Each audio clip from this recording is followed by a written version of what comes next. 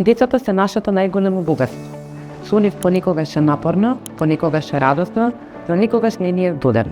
А секое дете има право до пристап до образованието. Дали знаете која е разликата меѓу образовни и лични асистенти и зошто тие им се потребни на некои деца? Помагањето е најдобрата работа на светот. Личен асистент е ангажман повеќе, што значи дека му се помага на ученикот да ја следи наставата, односно прво се пречекува ученикот во училиштето, значи го преземате од родителот и потоа во периодот од 8 до 12 часот му помагате да престојува во училиштето, да ја следи наставата, да се движи низ училиштето, ако е кабинетска настава од едно во друго, нели, кабинет, да комуницира со своите другарчиња, со наставниците. Се зависи, значи, од потребите на ученикот.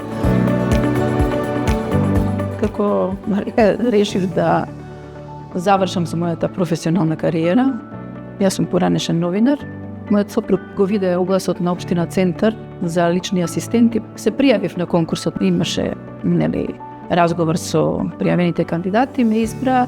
Прво бев во училиште Кирил и Методи, значи во општина Центар сите училишта ангажираат лични асистенти, а сега сум веќе втора година во училиштето Кочо Рацин.